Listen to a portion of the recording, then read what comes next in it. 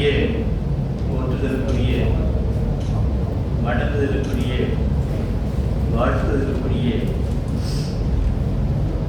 எங்கள் செல்வம் தமிழ்மணி அவர்களே,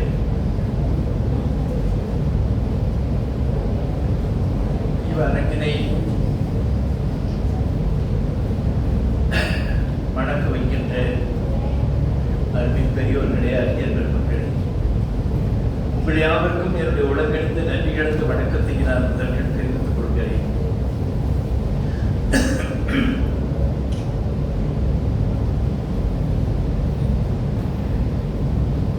இந்த விழாக்களை கலந்து கொள்வதற்கு மிகுந்த மகிழ்ச்சியோடும் விருப்பத்தோடும் நான் உங்கள் முன்னால் நிற்கிறேன். இந்த கூட்டம் மிகப்பெரிய கூட்டம் என்கிறதை உணர்கிறேன். எல்லாரும் அறிவு தேடலுடைய, அறிவாண்மையுடைய, பெருமைக்குரிய நாகரிக பண்பு வடிவங்கள். உங்களுக்கு முன்னால் சில அடிப்படையான சில உணர்வை முன்வைத்து விட்டு சொல்வது என்பது இந்த நேரத்தை நான் பயனாக்கிக் கொள்வது, உங்களுக்கும் பயன் ஏற்படுத்த முனைவது என்கிற கூறுடையதாக அமையும். என்னை அழைத்திருப்பது என்பதிலே எனக்கு மகிழ்ச்சி. பெரும்பாலும் இந்த உலகத்திலே அருவருப்பான, இந்த மண்ணுக்கு தேவைப்படாத உணர்வுகளை பேசுகிறவனையே சிறப்புரையாக வழங்க அழைப்பது என்பது நீண்ட காலமாக தொடர்கிறது. ஒரு பள்ளிக்கூடம் ஒரு விழா என்று சொன்னால், ஒரு கல்லூரி ஒரு விழா என்றால், அந்த பகுதியில் இருக்கிற ஒரு சட்டமன்ற உறுப்பினர்களை கூப்பிடுவது, அவரை என்னென்ன நமக்கு தேவைகளோ அதற்குரியபடி அவரை புகழ்வது, ஏற்றுவது, போற்றுவது, குளிர்ச்சியான பணிக்கட்டி வைப்பது, போலித்தனமாக நாமும் நடந்து கொள்வது. வந்த சட்டமன்ற உறுப்பினரும் அப்படித்தான். சட்டமன்ற உறுப்பினர்கள் என்று சொல்லுகிற பொழுதே ஒரு வகையான மன அருவருப்புணர்வு எனக்கு வரும். நான் என்னுடைய உங்களை போல் இருக்கிறாமல் வேறு வகையில் பார்க்கிற ஒரு ஆய்வாளர் என்கிற முறையில் அவர்கள் என்ன இப்பொழுது சொத்து வைத்திருக்கிறார்கள் என்று பார்ப்பேன். என்ன சொத்து கணக்கு ஒப்படைக்கிறார்கள், அதாவது ஒரு 100 ஒரு பகுதி அவர்கள் வெளிப்படுத்துவார்கள். அதுவே எனக்கு தெரிந்த ஒரு முன்னம் ஒரு சட்டமன்ற உறுப்பினர், என்னுடைய மனைவி மீது 350 கோடி தான் இருக்கிறது, 3.25 லட்சம், 3.25 கிலோ தங்கம் இருக்கிறது, இவ்வளவு வைரம் இருக்கிறது என்கிறது. பட்டியெல்லாம் பார்த்தா இவர்களெல்லாம் என்ன வகையான பிறவிகள் என்பதை எங்களை போன்று இருக்கிறவர்கள் காரி தூக்கி கொண்டுதான் இருக்கிறோம். சரி, அது கிடக்கட்டும். அப்படி ஒரு சட்டமன்ற உறுப்பினரை ஒரு நிகழ்ச்சிக்காக, திருவள்ளுவர் விழாவுக்காக கூப்பிட்டார்கள் என்று ஒரு செய்தி. அப்பொழுது ஒரு மனப்பாட போட்டி, திருக்குறள் ஒப்புவிப்பு போட்டி நடக்கிறது. அதிலே ஒரு மாணவன் 1330 குறள்களையும் சொல்லி முடித்தான். கூட்டம் கைதட்டியது. எழுந்து விழுந்து அந்த சட்டமன்ற உறுப்பினர் கைதட்டினார். அவர் இறுதியிலே வாழ்த்து பேசுகிற அந்த நேரத்தில், இந்த பையன் பெரிய அளவற்ற திறமையுடையவன், நான் வியப்படைந்தேன், பூரிப்படைந்தேன், மகிழ்ச்சி அடைந்தேன், வாழ்த்துகிறேன். இப்பொழுது ஒரு 1330 குறள்களை அவன் இப்பொழுது மனப்பாடம் பண்ணினான் என்று சொல்கிறார்கள். நான் அடுத்த முறை வருகிற பொழுது அவனுக்கு 2000 குறள்களை மனப்பாடமாக சொல்ல வேண்டும். அதுக்கு அடுத்த ஆண்டு வருவேன், அப்பொழுது 3000 குறள்களை மனப்பாடமாக சொல்ல வேண்டும். அந்த திறமை 4000, 5000, 6000 குறளுக்கு வளர்ந்து கொண்டே போக வேண்டும் என்கிற பொழுது கூட்டம் கை தட்டமடித்து விட்டது. கூட்டத்தில் இருக்கிற அனைவருக்கும் 1330 தான் என்று தெரியும் அல்லவா? அப்படிப்பட்ட ஒரு ஆளை அழைக்காமல் ஒரு ஆய்வுலகத்திலே ஏதோ பண்ணி கொண்டிருக்கிறான் என்கிறதுக்காக என்னை அழைத்து ஒரு நம்பி என்னை முன்னிறுத்தி இருக்கிறீர்கள். நம்முடைய இனம், நம்முடைய தமிழினம் என்பதை பற்றி பேசுவதே இப்பொழுது அடிப்படையான தேவை. நமக்கு பெரும்பான்மையானவர்களுக்கு நமக்கே சூடும் இல்லை, சொரணையும் இல்லை, மானம் இல்லை, எந்த ஒரு மண்ணாங்கட்டியும் இல்லை. நம்முடைய வாழ்க்கையை, நம்முடைய பிள்ளைகள், நம்முடைய குழந்தைகள், அவர்களுக்குரிய சொத்து, அவர்கள் நம்மை அப்பா அம்மா என்று கூப்பிடாமல் மம்மி டாடி கூப்பிடணும். மம்மி சொல்லு, டாடி சொல்லு அப்படின்றது ஒவ்வொரு ஒரு நம்முடைய தமிழ் குழந்தைக்கு தமிழ் குருதியோடு பிறந்த குழந்தைக்கு பேர் வைப்பதிலே நமக்கு எந்த அக்கறையும் அறிவும் இல்லை. பல்கலைக்கழகத்திலே மிக பலர் தோட்ட பணியாளர்கள் தங்களுடைய குழந்தையை கொண்டு வந்து என்னிடம் நீட்டுவார்கள் பெயர் வைத்து சொல்லி. நான் நீங்களே வைத்துக் கொள்ளுங்கள், தமிழ் இல்லை என்றால் நான் மறுக்கிறேன்னு சொல்வேன். ஆனால் பெரும்பாலான பேர் பல பேர் தமிழ் ஐயா என்று வைத்திருக்கிறார்கள். அதில் ஒருவர் விடாப்பிடியாக என்னுடைய பெயரை வைக்க வேண்டும் என்பதற்காக மருத்துவமனைக்கு போய் பதிவு செய்கிற பொழுது செய்துவிட்டு, ஐயா உங்க பேர்ல தான் கூப்பிட்டு இருக்கிறோம் பிள்ளையே, அவனுக்கு காதணி விழா என்பது பொழுது என்னை அழைப்பதற்காக அப்படியே கையில்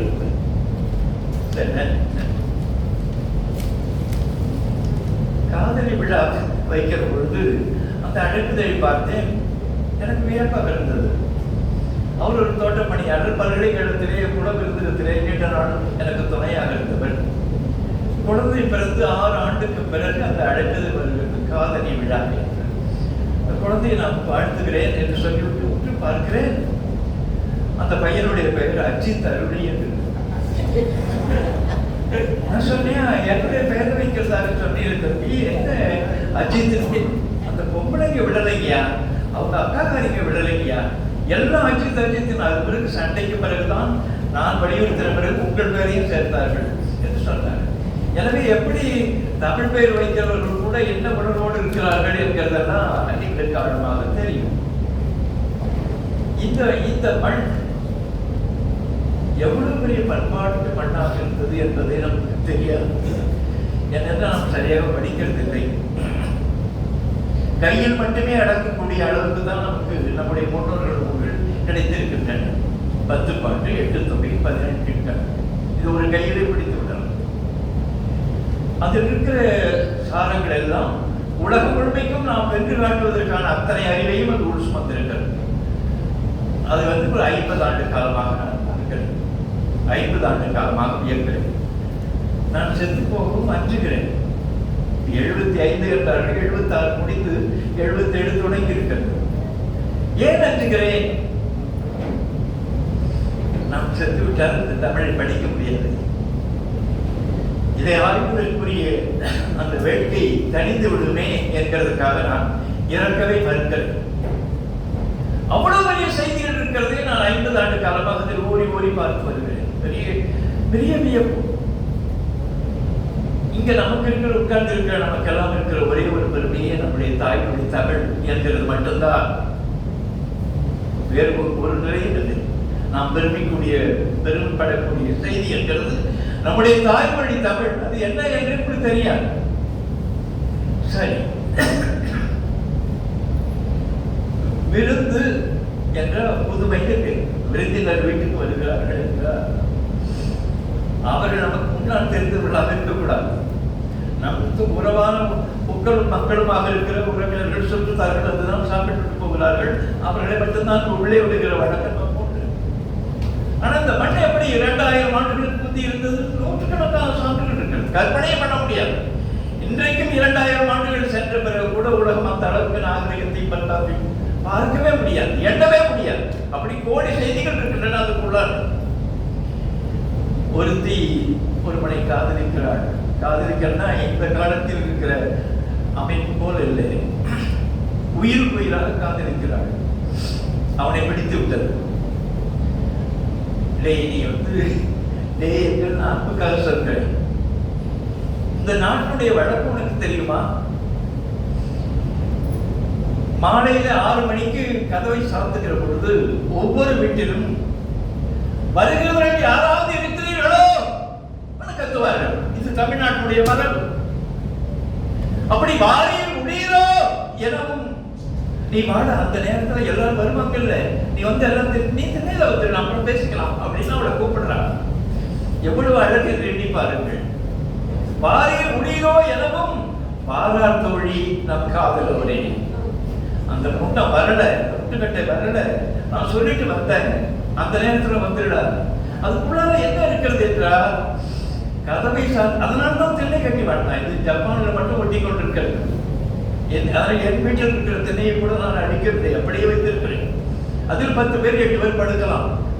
இந்த பக்கத்தில் உட்கார்ந்து கொண்டு நீங்க நம்முடைய வீட்டு அழகுங்கிறது திண்ணைக்கு திண்டுன்னு பேர். அதில் ஒரு சின்ன பிள்ளைகளை ஆடி அது தொடர்பாக இருக்கிற இரவுக்காக ஆடினா இந்த பக்கத்தில் பெரியவர்கள் பார்ப்பார்கள். வீட்டில் இருந்து அந்த அந்த அந்த கதவுக்கு பக்கத்தில் இருந்து பெண்கள் பார்ப்பார்கள்.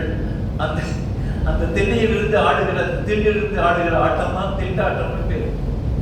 சோற்றுக்கு திண்டாடுகிறான் என்று சொன்னா ஒரு பெரிய வரலாற்றை அந்த சொல் தூக்கி வருகிறது. அந்த அந்த மரபிலே அந்த பரிமாறுகிற அந்த உணவு பரிமாறுகிற பிறருக்கு கொடுக்கிற அந்த தன்மையெல்லாம் நமக்கு போய்விட்டது. அவனால் ஏதாவது நன்மை கிடைக்கும், ஆனால் அவனுக்கு சோறு கொடுப்போம், வகை வகையாக திங்கிறது கொடுப்போம். நம்முடைய தேவைக்கு அளவுக்கு அவனிடம் என்ன பெற விரும்புகிறோமோ அதற்குரிய உணவு கொடுப்போம். இப்படித்தான் நம்முடைய குடும்ப மரபுகள் குடும்ப அமைப்புகளை மாறிவிட்டன. யாரும் உண்மையாகவே நாம் நடந்து கொள்ளவில்லை. அதில் ஏதோ சில விதிவிலக்குகளாக சில செய்திகள் இருக்கின்றன. திருவள்ளுவர் சொல்கிறார், நீங்கள் ஆழமாக கவனிக்க வேண்டும். காதலர் தூதோடு வந்த கனவினுக்கு யாது செய்வேன் விருந்து. இந்த கனவு என் காதலனை தூதாக அழைத்து வந்துவிட்டது. இந்த கனவுக்கு நான் என்ன விருந்து படைப்பேனோ தெரியவில்லையே என்று கத்துகிறார். கனவுக்கு போய் யாராவது விருந்து வைக்க வேண்டும் என்று எண்ணுவார்களா? அப்படிப்பட்ட மரபு நம்முடைய. அப்படி கோடி செய்திகள் இந்த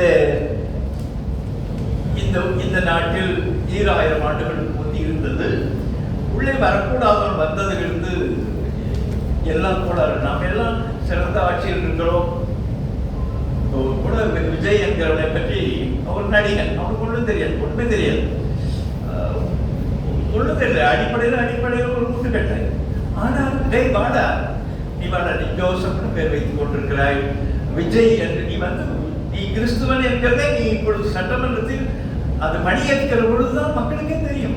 ஜோசப் விஜய் என்னும் நாம் என்கிற பொழுது நீங்க ஆழமாக கவனிக்கணும். நான் அவனை பற்றி கவலைப்படுகிறது இல்லை. தமிழ் உருப்பட வேண்டுமே, இவர்களுக்கு தமிழ் மானம் வர வேண்டுமே என்பதற்காக மட்டுமே நான் வாழ்கிறேன். அப்போ பாடாம எழுதிட்டு அன்றைக்கு இரவு தொலைக்காட்சியில் இயல்புக்கு மாறாக அதை பார்க்கிறேன். அதுல ஒரு பெரிய பார்ப்பன கூட்டம், எல்லாருக்கும் வயிறுக்குள்ள விரிந்திருக்கிறது பாப்பாங்க. அவனெல்லாம் கோயிலில் மூகாம்பிகை கோயிலுக்கு உள்ள அழைத்து கொண்டு போகிற காட்சியை பார்க்கிறேன். அவன் ஒரு வாழ் தருகிறான். வாழ் இருக்கிறது 4.5 கிலோ, 1 கிலோ இன்றைக்கு 2.5 லட்சத்துக்கு மதிப்புடைய கொடுக்கிறான். அதுக்கு வந்து எம்ஜிஆர் கொடுத்தான். எம்ஜிஆர் 1 கிலோ தங்கத்தை கொடுத்தான், வாழ் கொடுத்தான். எனவே மிக முன்னால் வாழ்த்து எழுதினா மறுபடியும் மிக அவனுடைய அறிவுறுப்பான செயலை பார்த்து கொண்டு மிக கடுமையாக தாக்கினேன். சரி, அது கிடைக்கும். இப்படி நம்மை சூழ்ந்திருக்கிற அரசு என்கிறதும் நாம் எல்லாம் தமிழ்நாட்டில் வாழ்கிறோம், இந்தியாவில் வாழ்கிறோம் என்று எண்ணிக்கொண்டிருக்கிறோம். நம்மை ஆள்கிறது இன்றைக்கு ஒரு ஆரிய கூட்டம். பிராமணியம் நம்மை ஆள்கிறது என்று நமக்கு யாரும் எந்த வகையான அக்கறையும் அறிவும் இல்லை, தெளிவும் இல்லை. 80 மொழிகளுடைய கூட்டு இந்தி பேசுகிற ஒரு மாநிலத்திலே இந்தி ஒருவருக்கு சொந்தமான மொழியும் இல்லை இந்த நாட்டிலே. எனவே 80 மொழிகளுடைய கூட்டிலே ஒரு மொழியை இந்தி என்று உருவாக்குகிறார்கள். இந்தி ஒரு மொழி இல்லை. எனவேதான் குஜராத்திலே அங்கே இங்கே மகாராஷ்டிரிலே உதைக்கிறான். குஜராத்திலே பேசு, மராட்டியிலே பேசுகிறான். ஏன்னா அதுக்கு சான்றாக அதற்குரிய துணையாக வருகிற ஆட்கள் எந்த மாநிலத்திலும் இல்லை. இந்த சமஸ்கிருதத்தை கொண்டு வந்து விட்டால் அடுத்தபடி இந்திய நாட்டில் இருக்கிற முண்டங்களே சமஸ்கிருதம் இந்த நாட்டினுடைய மொழி என்று அடுத்து அறிவிப்பதற்காக முன்னேற்பாடுகள் நடந்து கொண்டிருக்கின்றன. ஒரே தேசம், ஒரே மொழி, ஒரே நாடு, ஒரே தேர்தல் என்றெல்லாம் சொல்லுகிறது. எது தெரியுமா? எவரும் எந்த வகையான தன்னுடைய மொழி பற்றி எவரும் பேசக்கூடாது. 100 திட்டங்கள் இருக்கின்றன. 100 திட்டங்களுக்கு சமஸ்கிருதத்தில் பேர் வைக்கிறான். இங்க இருந்து ஒரு வானொலி தேசத்துக்குன்னா அதுக்கு ஒரு பேர் வைக்கிறான், இல்லைன்னா ஒரு பாப்பானுடைய பேர் வைக்கிறான். சரி, அது கிடக்கட்டும். ஒட்டுமொத்தமாக மொழியின் வழியாகத்தான் இந்த மக்களை அழிக்க முடியும் என்று ஆரியத்துக்கு தெளிவாக தெரிந்து கொண்டுதான் 2000 ஆண்டுகளாக வேலை செய்கிறார். 2000 வந்து பேர் வைக்கிறது என்கிறதுல அகல்யா பேர் வைத்தா என்னன்னு எனக்கு அருமைத்தான் தெரியும். கல்லுதல் என்பது தோண்டுதல், அது கொலைன்னு பொருள், தோண்டுன்னு பொருள்.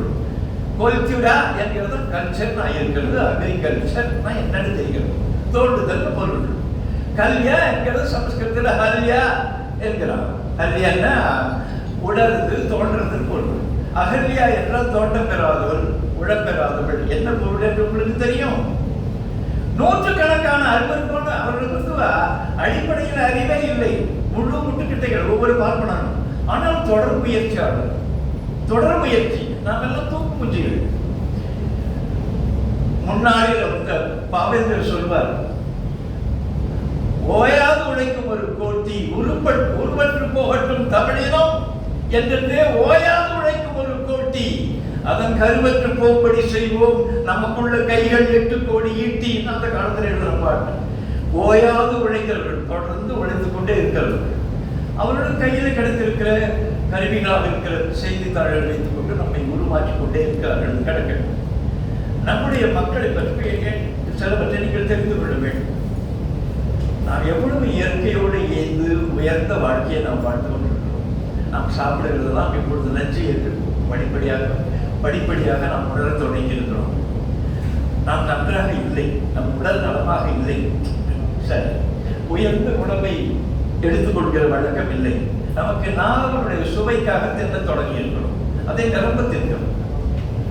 இப்பொழுதெல்லாம் அது பற்றிய நிலைகளில் எனக்கு உணவு பற்றிய தொடர்பாக இருக்கிற அந்த கலந்துரையாடல்களுக்கெல்லாம் பெரிய மருத்துவர்கள் பரவி இருக்கிறார்கள். ஏராளமான பொருளை கூறுகிறது. ஒரு மருத்துவனுக்கு ஏறத்தாழ இப்பொழுது இருக்கிற மருத்துவர்களுக்கு மிகச்சிறந்த மருத்துவர்களுக்கு 10,000 சொற்கள் தான் தேவை. நான் இந்த 50 ஆண்டு கால படிப்பில் ஒவ்வொரு மருத்துவனுக்கும் ஒரு 3 லட்சம் சொற்கள் தெரிந்திருக்க வேண்டும். 3 லட்சம் சொற்களுக்கு பொருள் தெரிந்திருக்க வேண்டும். 10,000 சொற்கள், அந்த 3 பகுதி மட்டும் தெரியும். உளத்தியல் தொடர்பாக இருக்கிற 20,000 சொற்கள் தெரியாது. அதற்காக கவலைப்பட்டு ஒரு வகை பகுதியிலே லெக்சிகான் ஆஃப் மெடிக்கல் டெர்மினாலஜி என்று ஒரு நூலை உருவாக்கி இருக்கிறது. அது 1400 பக்கம் வந்துவிட்டது. இன்னும் ஒரு 3500 பக்கம் 4000 பக்கங்கள் வர வேண்டும். அது எதுக்குன்னு எங்களுடைய தமிழ்நாட்டினுடைய நம் பிள்ளைகளை, நம் உறுதி பிள்ளைகளை, நம் சொந்த பிள்ளைகளை எண்ணிக்கொண்டு அவற்றை நான் செய்து கொண்டிருக்கிறேன். சரி, கிடக்கட்டும். நாம் எது பற்றி நமக்கு அக்கறை இல்லை. நம்முடைய முன்னோர்கள் அவருடைய பார்வைகள் எப்படியெல்லாம் செடியை பார்த்திருக்கிறார்கள், கொடியை பார்த்திருக்கிறார்கள், மரத்தை பார்த்திருக்கிறார்கள் என்றெல்லாம் நான் ஒரு 30-35 ஆண்டுகளுக்கு முந்தைய வேலை தொடங்கி ஒரு 500 செடி கொடிகளை பற்றி படித்தேன். ஒரு சிறிது உங்களுக்கு சிலவற்றை சொல்ல விரும்புகிறேன். இது பிறகு ஒரு 3-4 லட்சம் ஆண்டுகளுக்கு முந்தி சொல்லி முடிக்கிறது. இல்லை என்ற லைட், ஒளி என்கிற கருத்துக்காக அதை சொல்ல தொடங்குகிறது. இந்த என்கிறது தான் இலக்கு என்கிற சொற்கள் உருவாக்குகின்றன. இலக்குகள் என்றால் ஒளிந்தது பொருள். இலக்கு என்கிறது கிரேக்கத்திலும் லத்தீனத்திலும் லாக்ஸ் லைட் பொருள். சரி, இந்த இலக்கு என்கிறது தான் எல்னு ஆகும். எல் என்கிறது எல்லோர், கதிரவனை குறிக்கிற 34, 36, 37 சொற்கள்ல எல்லோர் என்கிறது தொடக்க சொல். எல் என்கிறது ஒளி. இந்த எல் என்கிற அந்த வடிவத்தில் தான் அதில் இருக்கிற தனிமத்துக்காக இருக்கிறத எல்லியம் என்கிறத எல் என்கிற வடிவத்தில் தான் ஹீலியம் என்றாங்க. ஹீலியோ என்று சொன்னா கதிரவன் என்றுதான் கிரேக்கத்தில் பொருள். ஹீலியோட்ராப் என்ற கதிரவனை நோக்கி திரும்புகிற செடி எதுவோ கொடி எதுவோ அதுக்கு ஹீலியோட்ராப். ட்ராப் என்கிறது திருப்புன்னு பொருள். இந்த இல் என்கிற அந்த வடிவத்தில் நாம இப்பொழுது நெல்லை பயன்படுத்துகிறோமே, அதனுடைய நிறத்தை கருதி, அந்த மொழி நிறத்தை கருதி தான் நெல் என்று சொன்னாங்க. ஒரு வகையான ஒரு காய், ஒரு குளிமக்காய் நெல்லி என்று சொன்னது அதனுடைய ஒளி காரணமாக. இப்பொழுது இருக்கிற நெல்லி இல்லை, இந்த சிறிய நெல்லி. அந்த பெரிய நெல்லி இருக்கிறது அது தோப்பு நெல்லி என்று சொல்வார்கள். நெல்லிக்காய் என்று சொல்வது அதனுடைய நிற கருதி வைக்கிறாங்க. இப்படி ஒவ்வொன்றுக்கும் எப்படி வைத்திருக்கான்னு பார்த்தா அவனுக்கு ஒரு பொதுத்தன்மை, இயற்கையில கூட என்னவாக கருதும் என்கிற எல்லா படிவுகளும் அந்த மொழியிற்குள்ளால் தெரிகிறது. சரி, ஒன்றொன்றையும் அவர்கள் பார்க்கிற பொழுது ஒரு செடியை பார்க்கிறான். வரியாக இலைகள் சிறு சிறு சிறு வரிகளாக வரிசையாக இருக்கிறது. அதன் கீழே அதனுடைய நேருக்கு அந்த இலைகள் அந்த பகுதியில் அந்த நரம்புக்கு கீழே அந்த கிளைக்கு கீழே சிறிய சிறிய பொட்டு பொட்டு போட்டிருக்கிற காய்கள் இருக்கின்றன. அந்த நெல்லிக்காய் வடிவத்தில் இருக்கின்றன. அப்பொழுது என்ன மனம் உனக்கு சொல்றது? கீழ்காய் நெல்லி, கீழ்காய் நெல்லி, கீழா நெல்லி சொல்லும் பொழுது, டேய் தோட்டத்தில் போயிட்டே அந்த கீழா நெல்லி செடி இப்படி இருக்கும், கீழே நெல்லிக்காய் கூட இருக்கும் சொன்னா பிள்ளை போய் நமக்கு எந்த வகையான ஒரு செடிகொடிகளுடைய பெயரே தெரியாது. ஒருவரை கூப்பிட்டு ஒரு 10 செடிகொடிகளுடைய பெயரை சொல்றதுன்னா ஒன்றும் தெரியாது. நாம் இயற்கை என்று மிக அப்புறப்பட்டு விட்டோம். இது போலவே பெயர்கள் வைக்கிறதுக்கு உம்ம என்ற திரட்சி, உம்மம் என்கிறது திரட்சி, உம்மம் என்கிறது திரண்டமா இருக்கும், பால் கொடுக்கிறமா இருக்கும். உம்மம் என்கிறது இந்த உம்மா என்கிற வடிவத்தான் தொடக்கத்தில் இருக்கிறது. தாய் பெயரை குறிக்கிறதுக்காக இருக்கிற நூற்றுக்கணக்கான மொழிகளில் அம்மாவை உம்மா என்று சொல்கிறார்கள். இந்த தமிழில் இருக்கிற சொற்களை எல்லாம் ஊ ஓ ஆ என்று பிரியும். அதாவது முடக்கு, மொடக்கு, மடக்கு, தொழில், தளிர், முயங்கு, மொயங்கு, மயங்குன்னு உகர ஒகர அகர திரிவிட போகும். இந்த உம்மம் என்கிறது உம்மம் என்று ஆகித்தான் அம்மம் என்று அழுது. அம்மம் என்ற மாறு, பால் தெரிகிற மாறு. அதில் தான் இந்த உயிர் இன்னொரு தன்னுடைய தாயை பார்த்து அம்மா கத்தினார். பால் தருகிறது என்கிறது தான் அடிப்படையானது. அதற்குரிய தெய்வம் அவள் அம்மம், அம்மா என்கிறது. அம்மாவுக்கு கூட பிறந்த உடன் பிறந்தவன் இருக்கிறானே அவன் அம்மா, அண்ணன் அல்லது தம்பி 2 பேரும் அம்மா. அம்மா என்கிறது அம்மா, அம்மா, நம்மா, மம்மான்னு மம்மா என்று பிறகு சொல்லி மம்மா, மாமா, மாமன் என்று வருகிற வடிவம் அம்மாவுக்கு தம்பியே பொருள். அழகு சொல். அத்தன் என்கிறது தலைவன், அத்தான் என்கிறது எவ்வளவு சிறப்பு. தலைவனே என்று கூப்பிடுகிற அழகு. அப்படின்னு கூப்பிடுறதுலாம் என்ன அறிவு? சரி, இந்த அம்மா அம்மான் என்கிறது தாய் மாமன் என்று பொருள். தாயோடு உடன் பிறந்தவன் பொருள். அம்மான் என்கிறோம் அம்மா நாயி, மாமா நாயி, மாமா என்று வழங்குறோம். அழகு சொல். அந்த ஒருவருடைய இனிமைகள்லாம் அந்த சொல்லுக்குள்ளால் கிடைக்கிறது. இந்த அம்மம் என்கிறது பால், அம்முது என்கிறது அமுது என்று வருகிறது. நீங்க பிங்களத்துல திவாகரத்துல சூடாமணி நன்றி எல்லாவற்றையும் பார்த்தா பால் பெயரில் இந்த அமுது என்று இருக்கும். அமுது என்கிறது பால், அமுதம் என்கிறது பால். தமிழ்ல வழங்கின வழக்கு. இந்த அம்மம் என்கிற சொல்ல அம்மா பச்சரிசி கேள்விப்பட்டிருப்பீர்கள். இந்த அம்மா பச்சரிசின்னா வெறும் அதுக்குள்ளால பச்சையா அரிசியா ஒரு தொகுப்பு இருக்கும். எந்த இடத்துக்கு எழுதினாலும் அது பால் வரும். எனவே அம்மம் பச்சரிசி என்கிற செப்ப வடிவத்தை அம்மம் பச்சரிசி என்று சொல்லுகிறோம். அம்மாவுக்கு என்னது தொடர்பு இருக்கிறது சொல்லி இப்படித்தான் ஒன்று ஒன்றா ஊன்றி அந்த இயற்கையில துவைத்து வைத்திருக்கிறான். அந்த பெயர்கள் கிடைக்கும். இலையில வேறுபாடு இருக்குமானால் அதற்கு ஒரு பெயர் வைப்போம். தமிழ்நாடு வைத்திருக்கிறது. எல்லா இலையும் ஒரு வகையாக இருக்கின்றன. அதுல ஒரு இலை இப்படி வந்து கீழே நீளமா ஊசி போல வருகிறது. அரிது அரி என்கிறது அரி என்கிறது நுண்மை. அரியே ஐமை என்று தொல்காப்பியத்தினுடைய உரியியல்ல அந்த மரபியல்ல அவர் தொல்காப்பியம் சொல்லுவாங்க. அரி என்கிற சொல் நுண்மை. அதில் தான் அரிசி என்கிற சொல் வந்தது. உங்களுக்கு கூட பேராசிரியர் அரிசி என்கிற ரைஸ் போர்டு சொல்றான். தொடர்பா இருக்கு. அந்த சோறுன்னு சொல்ல மறுக்கிறான் என்கிறதை பற்றி கவலைப்பட்டார். அரிசி என்கிறத உலகம் முழுமைக்கு இருக்கிற பல்வேறு கிரேக்க மொழிகள்ல, லத்தீன மொழிகள்ல, தீர்த்தானிக்க மொழிகள், ஜெர்மானிய மொழிகள்ல, ஸ்பானிஷ்ல, டச்சில் எல்லாவற்றிலும் அரிசி, இருசி, விரிசி என்னென்னமோ சொல்லிக் கொண்டிருக்கிறான். கடைசியில் ஆங்கிலத்தில் ரைஸ் இருக்கிறது. இந்த ரைஸ் நம்ம சோறு சாப்பிடுகிறான். ரைஸ் போடுன்னு சொல்றான். வெட்கம் இல்லாம சூடுன்னு ஒரு செப்பமான ஒரு சொல் இருந்தா ஏதோ ஒரு பார்ப்பனம் போல தான் பேச வேண்டும் என்பதற்கு ஜூடா இருக்குது கட்டுறான். இந்த அதாவது வேறு ஒரு அயற்களமாக பேசுகிறது ஒரு பெருமை இருக்கிறது என்கிற ஆள் சரிந்து கிடைக்கட்டும். அதுபோல் அந்த கூர்மையாக வருகிற அந்த ஓலையினுடைய அமைப்பிலே, அந்த இலையினுடைய அமைப்பிலே கூர்மையாக இருக்கிற தொங்கல்ல அதில் தான் அரசு அறை என்கிற சொல், அந்த நுட்பம் சிறியது நுண்மையானது என்கிற பொருள் வச்சிருக்காங்க. அது கிடக்கணும். இது போல அது மூக்கரட்டை என்று கேள்விப்பட்டிருப்பீர்கள். அது புனர்நவா என்று சமஸ்கிருதத்தில் சொல்கிறார். அது உடம்பினுடைய பல்வேறு வகையான உறுப்பு முறைகளை சீராக்கக்கூடிய ஒரு வகையான மூலிகை. புனர்நவா அதனுடைய நுட்பத்தை சித்த மருத்துவத்தில் தெரிந்து கொண்டு அதை எழுதியிருக்கிறான். புனர்நவா அந்த அந்த அது மூக்காக இருக்கும், இன்னொரு பக்கத்தில் இன்னொரு மூக்கு இருக்கும். அப்படி இருக்கும். அந்த இலையை பார்த்தாலே அந்த பெயர்கள் எல்லாம் செடியை பார்த்தால் விளங்கிக் கொள்ளுகிறபடியான அந்த பெயர்களைத்தான் வைத்திருக்கும். அப்படித்தான் இந்த இந்த பகுதியிலே இந்த மண்ணிலே ஒரு மரம் சிறப்புக்குரியதாக வளர்ந்து செடி தோங்கி இருக்கிற காடாக இந்த மண், இந்த ஆரூர் மண் இருந்தது, திருவாரூர் மண் இருந்தது.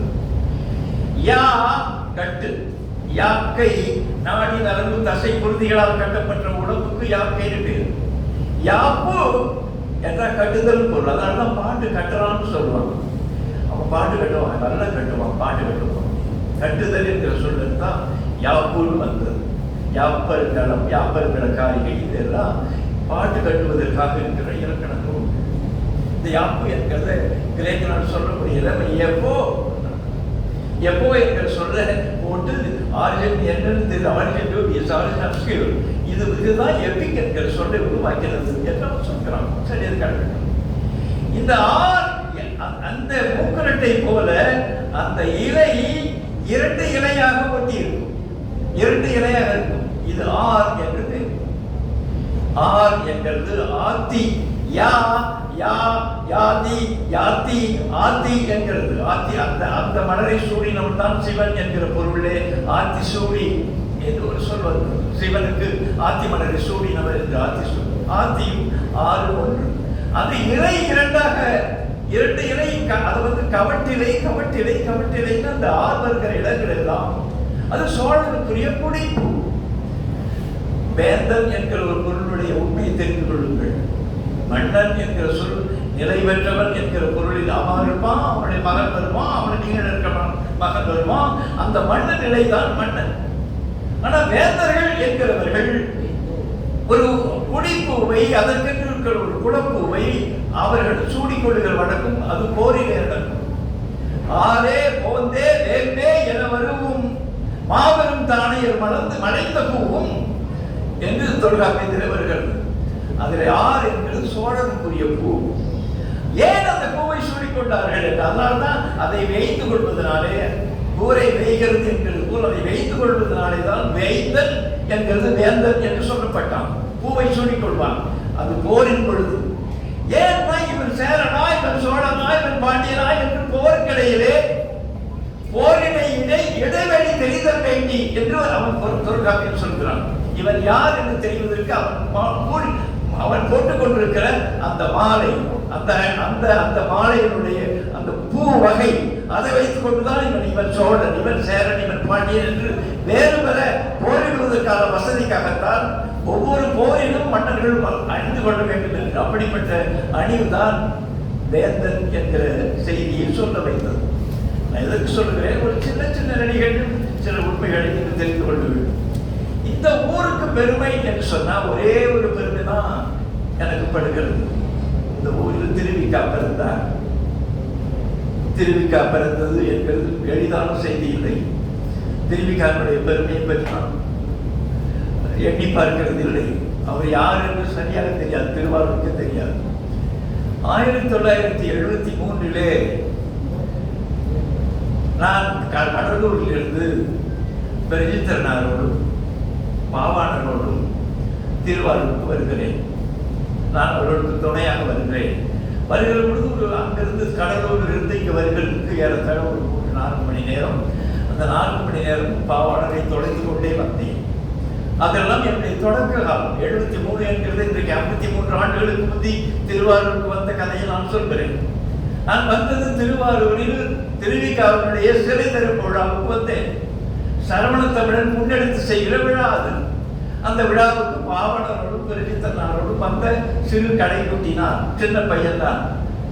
அவர் ஐயாவோடு வந்த பையன் தான் வந்து தங்கி ஒரு நாள் 1 நாள் 2 நாள் தங்கி இருக்கிறார். அப்பொழுதுதான் அவர் இந்த செந்தமிழ் சொற்பொழிப்பியல் அகரத்திரி திட்டத்துக்காக அவர் ஒத்துக்கொள்ளப்பட்டார்.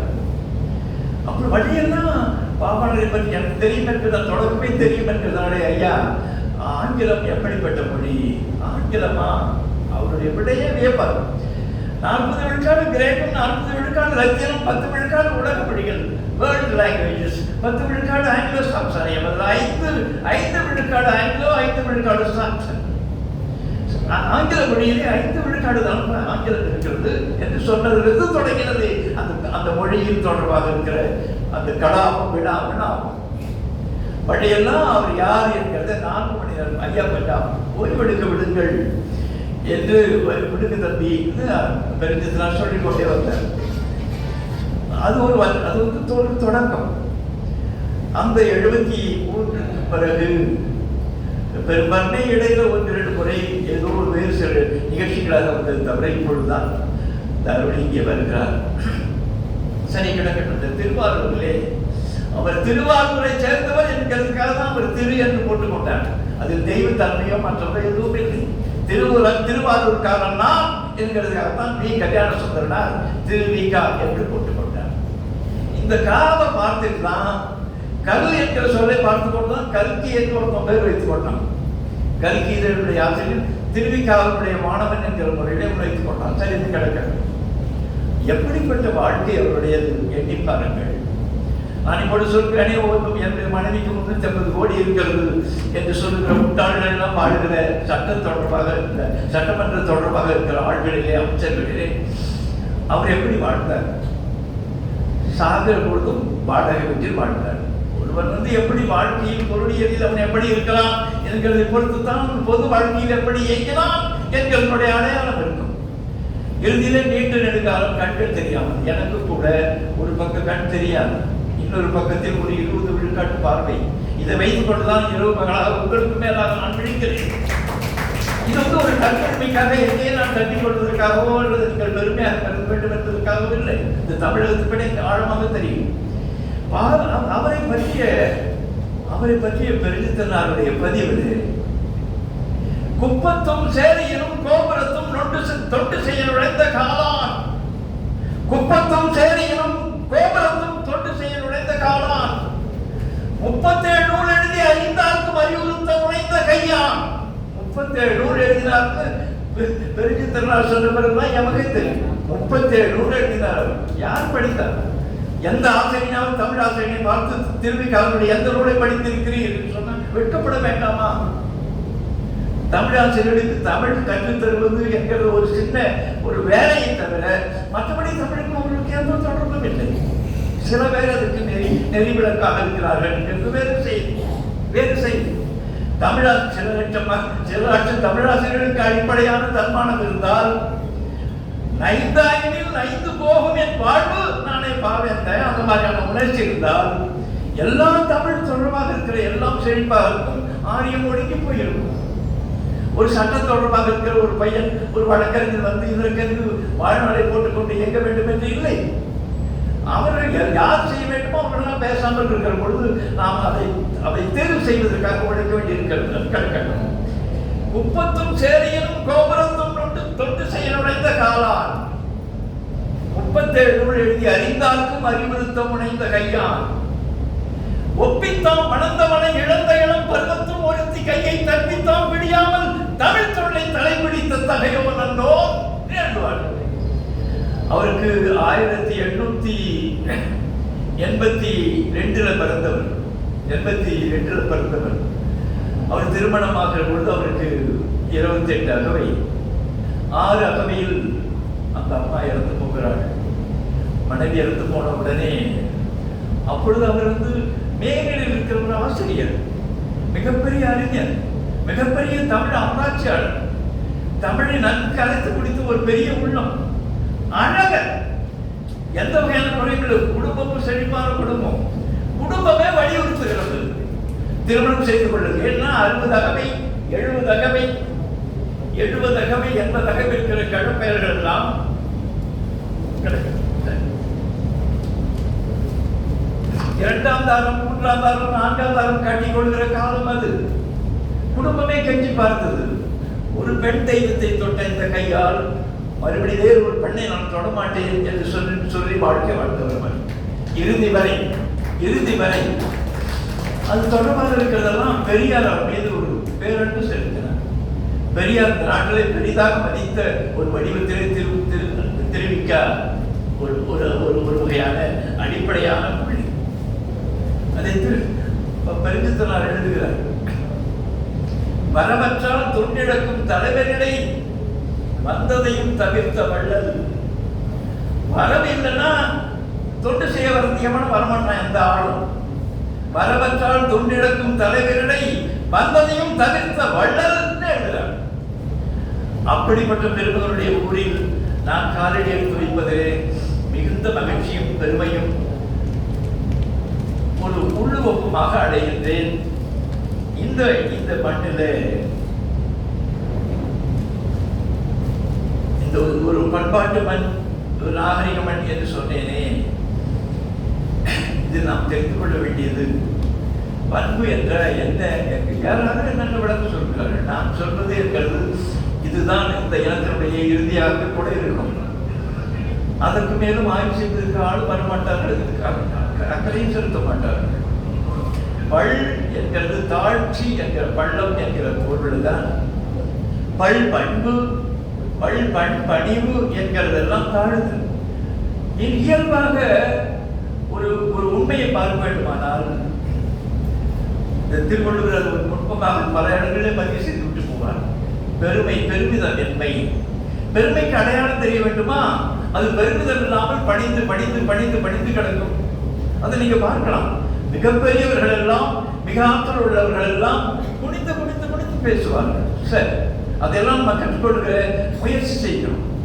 இந்த பண்பு என்கிற அந்த சொற்கள், அதற்கு பண்பாடுன்னு சொல்லுகிறோம். இன்றைக்கு அந்த பண்பாடு என்கிற சொல் 150 ஆண்டாக தமிழ்நாட்டில் வந்து வழக்கம் தான். பண்பாடுன்னு ஒரு சொல் இந்த மண்ணில் இல்லை. சென்னை பல்கலைக்கழக அகராதி 1912 1936 வரை ஒரு கொடியவன், ஒரு ஆரிய அடிமை வையாபுரி பிள்ளை என்கிற ஒரு ஆள் அதை முடிக்கிற வரை அது உள்ளாத அறிவியல் என்கிற சொல்லை கூட பார்க்க முடியாது. நீங்க தேடி பாருங்கள், 7 பகுதிகள் இருக்கின்றன. பண்பாடு என்ற சொல் இருக்காது, அறிவியல் இருக்காது, விஞ்ஞானம் இருக்கும். சரி, அதெல்லாம் அந்த சூழ்ச்சியெல்லாம் கிடக்கட்டும். இந்த பண்பாடு என்கிறது 2000 ஆண்டுகளுக்கு முந்தைய என்ன வடக்கு நாட்டு தமிழர் இருக்கின்றோம். நீங்கள் ஆழமாக தண்ணீர் மட்டும் கொடுங்கள்.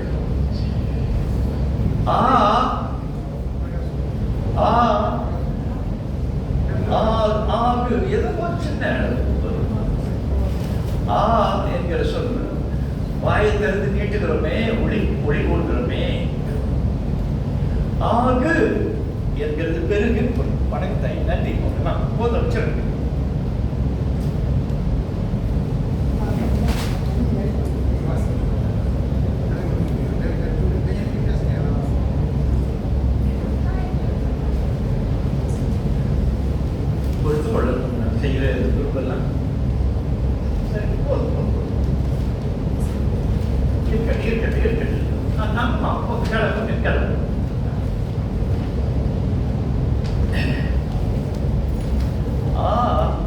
பெருக்கம் வாயை திறந்த பொழுதையே அதனுடைய விரிவு கருத்தினுடைய சாரம் வேண்டும்.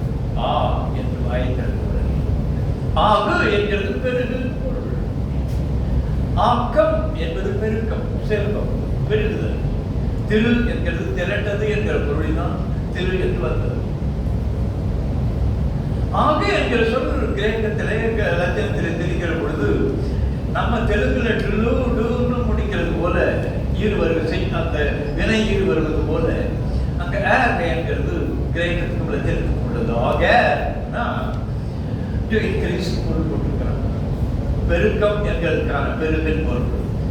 ஆக்மெண்ட் என்று சொன்னா பெருக்கம்னு பொருள். ஆக்மெண்டேட்டிவ் சஃபிக்ஸ் என்ன, பெருக்கத்துக்குரிய ஈடு எதுவோ அதற்கு ஆக்மெண்டேட்டிவ் சஃபிக்ஸ் இருக்கு. ஆக்ஸ் என்கிறது பெருக்கம் பொருள். ஆக்சிலியம், ஆக்சிலரி என்றால் துணை, பெருக்கமான என்று பொருள். ஆக்ஷன் என்று சொல்கிற வேதம் இருக்குது. மேலும் மேலும் மேலும் மேலும் உயர்த்தி விலை பேசி எவன் அதிகமாக கேட்கிறானோ அவனுக்கு தருகிறது அந்த ஆக்ஷன் என்கிறது, ஆக்சிலியம் என்கிறது. இதெல்லாம் இந்த ஆகு என்கிற சொல்லிட்டு வந்தது. ஆகல் என்கிறது அகல் என்று விரிவடைந்தது. அகல் என்ற விரிவடைக்கு பொருள். மகள் என்கிறது மாள் என்று சொல்வது போல, பகல் என்கிறது பால் என்று சொல்வது போல, இந்த அகல் என்கிறது ஆள் என்று ஒரு சொல் ஒரு மதத்துக்கு குறிப்பிடுகிறார். படிப்படிப்படியாக விழுது விட்டு கொண்டே பறந்துபட்டு விளங்குகிற, அது வளர்ந்து கொண்டே போகிற, அகலப்பட்டு கொண்டே போகிற ஒரு மரத்தை அகல் மரம் என்று சொல்லி பிறகு ஆள் என்று சொன்னோம். ஆள் என்பது விரிவு பொருள். அதுதான் அந்த பண்பு விரிந்தவர்கள், பண்பு பெருகியவர்களுக்கு பொழுதுதான் ஆன்றோர் என்றானது. அது பிராதசிஸ் முன்மிகை பெற்றுதான் சான்றோர் என்றானது. இந்த ஆள் என்கிற சொல்லிலிருந்துதான் சால் அந்த மிகுதிக்கு பொருள். சால ஒரு தவ நனி கூர் கழி நிகழ் சொல்றானே மிகுதி பொருளுக்காக இந்த ஆள் தான் சால் என்றானது. சாலமும் நன்று மிகுதி பொருள். இந்த ஆள் சால்புன்னு ஒரு சொல் இருக்கு. சால்பு என்கிறது பண்பாட்டை குறித்து இந்த மண்ணிலே, இந்த தமிழகத்திலே பண்பாட்டை குறிக்கிறதுக்கு நம்முடைய முன்னோர்கள் உருவாக்கின அந்த சொல் சால்பு என்கிறது. பண்பாடு என்கிற அந்த சொல் உருவாகவில்லை. அது பண்படுதல் என்கிறத அந்த அடிப்படை வைத்துக் கொண்டு பண்பாடு என்கிற சொல்லை ஒரு 150 ஆண்டுகளுக்கு முந்தி பெய்தார். அன்பு நான் ஒவ்வொரு கண்ணோட்டம் வாய்மையோடு 5 சால்பு ஊன்றிய தூண். சால்புன்னா என்ன தெரியுமா? திருவள்ளுவர் விளக்கார், அதுக்குரிய சொல் விளக்கம். அன்பு என்கிறது ஒரு தூண், நான் என்கிறது ஒரு தூண், வெட்கம் என்கிறது ஒரு தூண். இந்த வெட்கம் இல்லை என்று கண்டுபிடித்தவர் தொடக்கத்திலே திருவள்ளுவர். தமிழனுக்கு வெட்கம் இல்லை, அது குறைந்து கொண்டிருக்கிறது என்பதை பற்றி எச்சரிக்கைப்படுத்தினவர். அது தொடர்பாக இருக்கிற அன்பு, நான், ஒப்புரவு, கண்ணோட்டம், அதாவது இரக்கமாக பார்க்கிற உணர்வு, கண்ணோட்டம், வாய்மையோடு இந்த 5 தூண்கள் இருக்கின்றன. அன்பு, நான், ஒப்புரவு, கண்ணோட்டம், வாய்மை 5 சால்பு ஒன்றிய தூண். இந்த 5 தூண்களும் எதை தாங்கிக் கொண்டிருக்கிறதோ அது சால்படா சொல்கிறார் திருவள்ளுவர். சால்பு என்கிறது சொல். அதை பாவான அந்த தந்தை பெரியார் அதை உற்று பார்த்து விட்டுத்தான், ஆமா அவர் சொல்றது உண்மைதான், இவனுக்கு மானம் இல்லைதான், அதற்கென்று ஒரு இயக்கம் தொடங்க வேண்டும் என்பதுதான் சுயமரியாதை இயக்கம் என்று இவர் தொடங்கினார். நான் ஒரு பெரியவர், அங்கு இருக்கிற ஒரு திராவிட கழகத்தினுடைய ஒரு பெரியவராக இருக்கிற பொழுது சுடுகாட்டிலே தெரியாமல் பேச சொல்லிவிட்டார்கள். நான் சுயமரியாதை வீரமணி அப்பொழுது தங்கராஜ் வந்திருந்தார். நான் சின்ன பையனாக இருக்கிறேன். அப்பொழுது சொன்னேன், சுயமரியாதை என்பது கூட ஒரு தன்மானமற்ற சொல், அதை பயன்படுத்தக்கூடாது திராவிட கழகத்தில் என்று நான் சொன்னேன். அதை ஒரு கையை வந்து கொடுத்தாரு, உடம்பை அப்படி கட்டி கொண்டார். அந்த அந்த அவர் யார் சொன்னார்? தங்கராசு, திருவாரூர் தங்கராசு இந்த ஊருக்காரர். அவர் ஒரு அருமையான வடிவம். சரி, இந்த நிலைகள்ல நாம் கொஞ்சம் இதை வந்து திருவள்ளுவர் உற்று பார்த்துத்தான், நாணம் என்கிறது பெண்களுக்கே உரிய தன்மை ஆகிட்டு, இது என்ன ஆண்களுக்கும் இருக்க வேண்டுமா என்று கேள்வி எழுப்பல்லவா? அதுக்காக ஒரு தனியாக ஒரு பொருள் சொல்றாங்க. கர்மத்தால் நாணுதல் நாணு, செயலால் நாண வேண்டாம். அப்படி ஒரு ஆணுக்கு அப்படி இருக்க வேண்டும். கர்மத்தால் நாணுதல் நாணு, திருவுதல் நல்லவர் நாணு பெற. பெண்கள் இருக்கிறார்களே, அந்த நாணம் வேறு, நான் சொல்கிற நாணம் வேறு என்று திருவள்ளுவரே இன்னொரு பகுதியிலே அதை அழுத்தி பதிவு செய்கிறார். இதுதான் அவர் வெளிப்படுத்தின உண்மைகளிலே தமிழனுக்கு வெட்கம் இல்லாதவன் என்பதற்காக 2000 ஆண்டுகளுக்கு முக்கிய தோன்றினது. இன்னும் நமக்கு சூடும் தவணையும் வெட்கமும் வரதில்லை. அது வந்து வெளிப்படையாக நம்ம ஒத்துக்கொள்ள வேண்டும். வெட்கம் இருக்கிறது போல் நடிக்கணும். நாடாமை நாரின்மை யாதொன்றும் பேடாமை பேதை தொழில். இந்த பேதை என்கிறதுக்காக அதில் பொருள் எழுத வேண்டுமானால் தமிழன் என்று எழுத வேண்டும். முட்டுக்கட்டை, அறிவில்லாதவன் இவன் இந்த பேதை தொழிலாகவே எதை செய்து கொண்டிருக்கிறான் என்று திருவள்ளுவர் சொல்கிறார். இவனுக்கு வெட்கம் கிடையாது. நாடாமை, எந்த ஆராய்ச்சி மனப்பான்மையும் முடிக்கவில்லை, எதையும் ஆய்ந்து பார்க்க மாட்டேன் இருக்கிறான். முகத்திலே பிறந்தான் நான், அதனால முகத்திலே பிறந்தனால நான் வந்து பிராமணன், பிராமணோசிய முகமம் செய்தேன். அரசர்கள் தோளிலே தோன்றினார்கள், பாகுராஜ் என்று இருந்தது. ஊருத்த தஸ்ய வைசிய வைசியர்கள் தொடையிலே தோன்றினார்கள். எனவே நீங்கள் எல்லாம் பாதத்தில் பிறந்த பிள்ளைகள், பாதத்தில் பிறந்த பயல்கள் என்று சொன்னால் அதையெல்லாம் ரிக்வேதத்தில் சொல்லி ஒவ்வொரு திருமணத்திலையும் சொல்லுகிற பொழுது கேட்டுக்கொண்டுதான் இருந்தான் இந்த தமிழர். அதைத்தான் சினப்பட்டு பெரியார் ஒரு மாநாட்டில் சொன்னார். ஒருவன் எடுத்துக்கொண்டு போய் ரிக்வேதத்தினுடைய 10ஆம் சூத்திரத்திலே இத்தனையாவது மண்டலத்திலே இந்த சுலோகம் வருகிறது. ஐயா, இந்த சூத்திரன் என்று சொல்கிற பாதத்தில் பிரம்மாவுடைய பாதத்தில் பிறந்தவன் என்று குறிப்பிட்டிருக்கிறார்களே, அதற்கு மேலாக நாங்கள் இருக்கிறோமே, நாங்கள் பஞ்சமன் என்று சொல்லப்படுகிறோமே. இந்த பஞ்சமன் எங்கு பிறந்தான் என்று ரிக்வேதத்தில் இல்லையே என்று பெரியாரிடம் ஒரு மாநாட்டை கேட்கிற பொழுது அவர் சிரித்து கொண்டே, எனக்கு தெரிந்தபடி இந்த ரிக்வேதப்படி பாப்பான் சொல்கிறபடி அப்பா அம்மாவுக்கு பிறந்தவன் இந்த உலகத்தில் இருக்கிறான்னா அவன் இங்கு பஞ்சமன் தான் என்று அவர் பெரியார் அவர்களே சொன்னார்கள் என்கிறதை நீங்கள் தெரிந்து கொள்ள வேண்டும். அவ்வளவு நோக்காட்டை தொடர்ந்து பண்ணி கொண்டிருக்கலாம். அது வெவ்வேறு கோணங்களிலே நடக்கிறதை நாம் பார்த்து கொண்டிருக்கிறோம். சரி, இந்த அவருடைய உள்ளம், தந்தை பெரியாருடைய உள்ளத்தை நீங்கள் தெரிந்து கொள்ள வேண்டும். அவரே நாம் பெற்றுவிட்டோம்.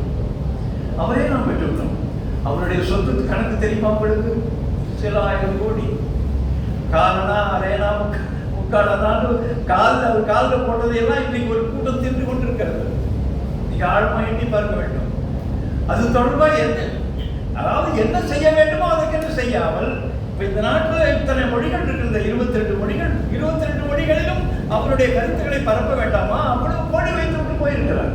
இது சொன்ன பாவம் தான் வரும். அவர்கள் என்ன செய்ய போகிறீர்கள்?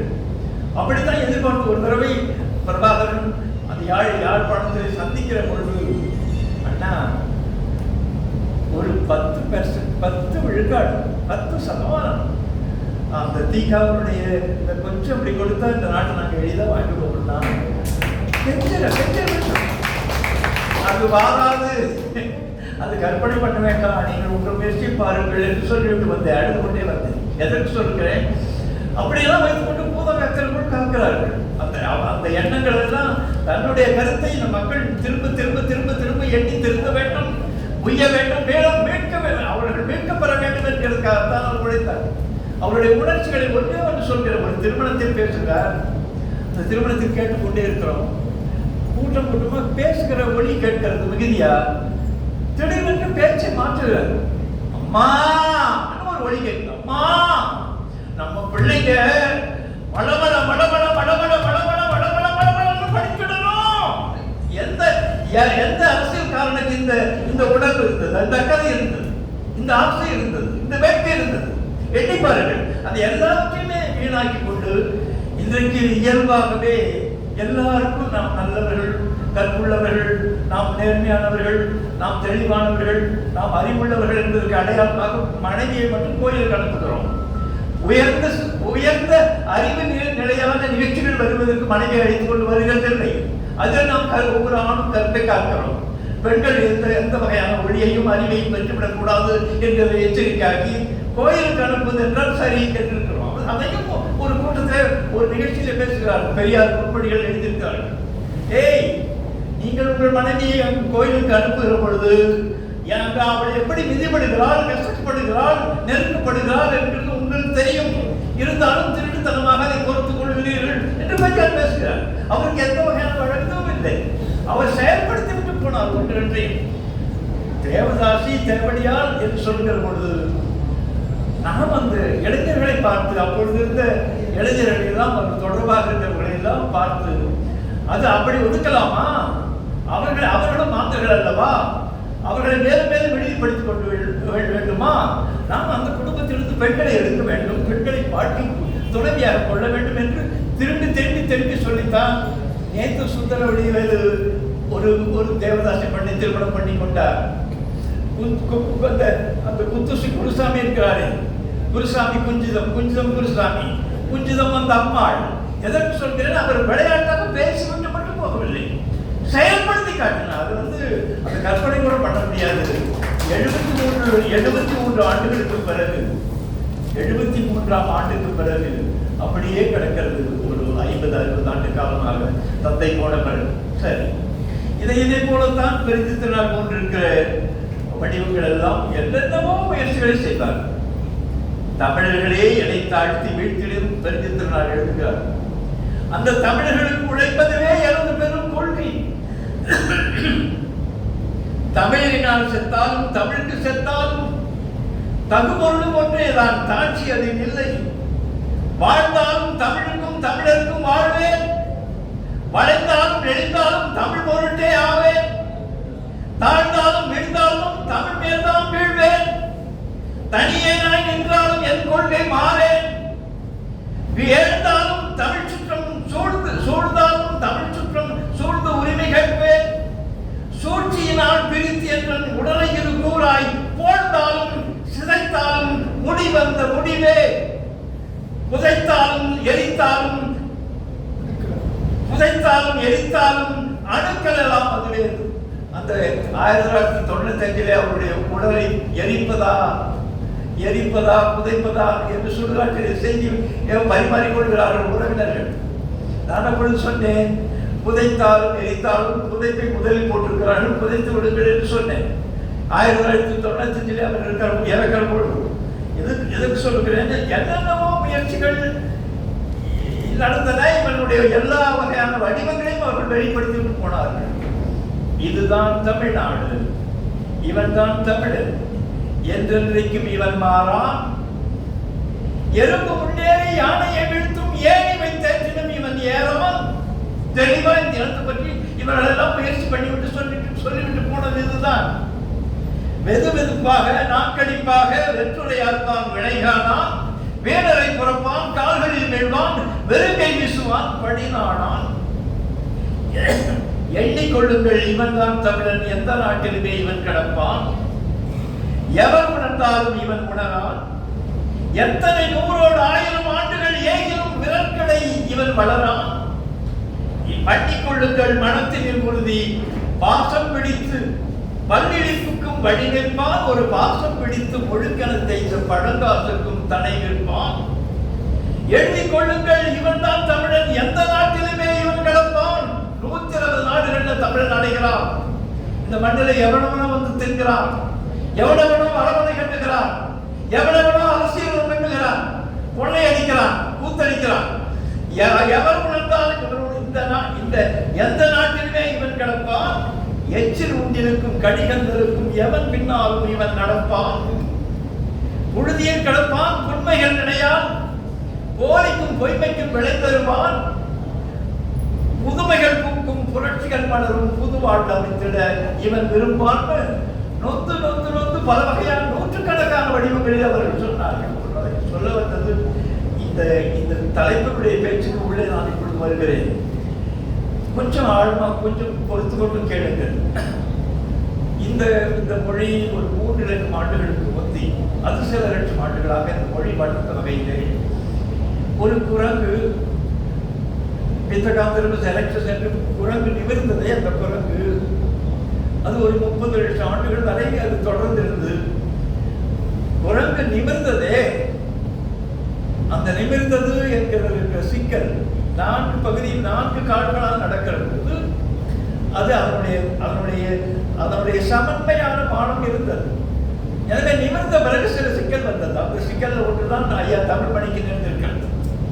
அந்த நிமிர்ச்சி என்கிறது இன்னும் 33 லட்சம் ஆண்டுகளுக்கு பிறகும் இன்னும் அதில் சிக்கல் வருகிறது. அடிக்கடி அந்த முதுகுந்தண்டிலே சிக்கல் வருகிறதுடைய காரணத்தை இன்றைக்கு இருக்கிற அறிவியல் உலகம் அவன் 4 கால்களால் நடந்தது 2 கால்களால் அந்த எடையை தாங்குகிற பொழுது இந்த சிக்கல்கள் எல்லாம் நேரும் என்று இன்றைக்கு இருக்கிற மருத்துவ அறிவியல் உலகம் சொல்கிறது.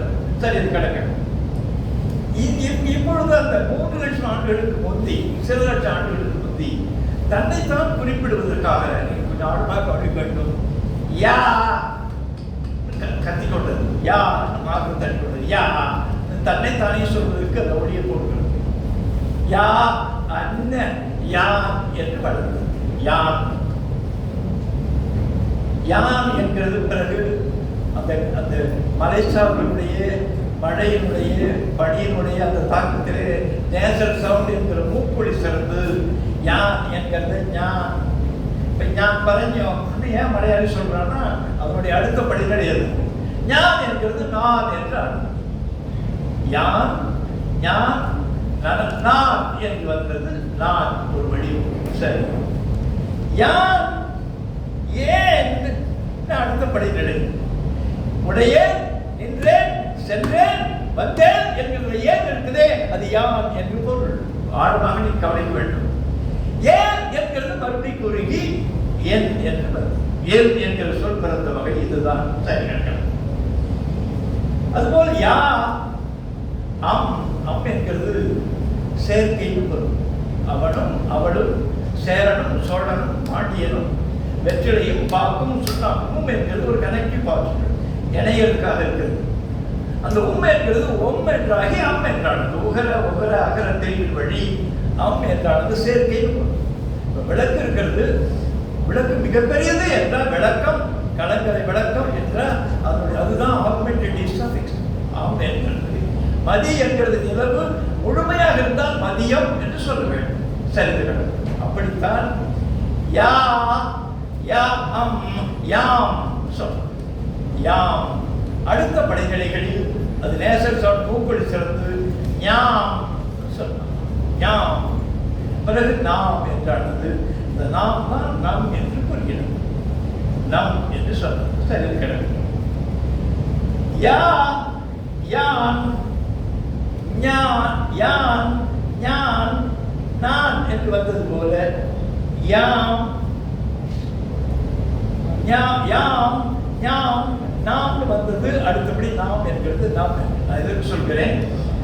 நம் நம் இனம் நம்முடைய இனத்தை பற்றி அதை பேசுகிறதுக்காக நம் என்கிற சொல்லுக்காக இப்பொழுது அந்த நம்மனா என்ன என்கிறது இது இன்னும் ஒரு மணி நேரம் 1.5 மணி நேரம் விளக்கலாம். முழுமையாக தெரியும். இது கிடக்கணும். இதுல இது தொடர்பாக இருக்கிறது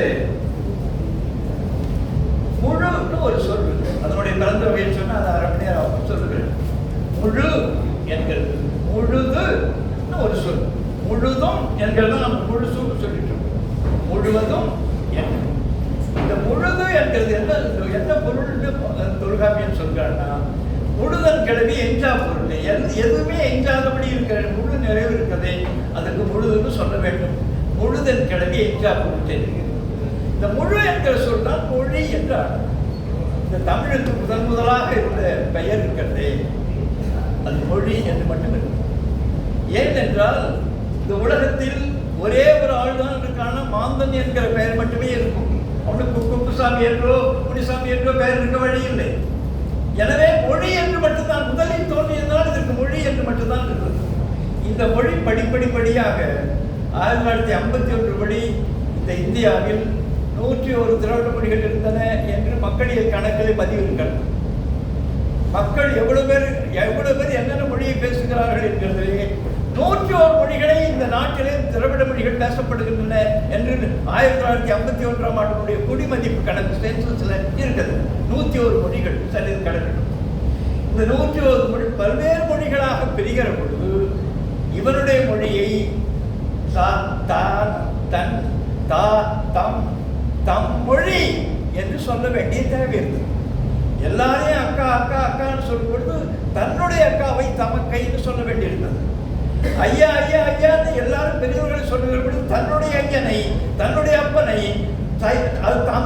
தமையன் என்று சொல்ல வேண்டியிருந்தது. தமப்பன் என்று சொல்ல வேண்டியிருந்தது. தம் தா என்றால் அப்பா என்று பொருள். அவன் தான் பிள்ளை. அவன் தாய் தான் சொன்னான். உன்னுடைய அப்பன் யார் என்கிறது இவன் தான் கொடுத்தவன் என்கிற பொருள் தான் தா என்று சொன்னான்.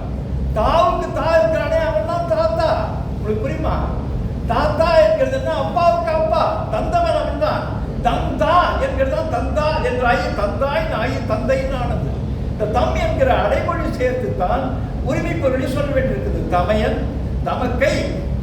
தமக்கை என்று சொல்கிறது.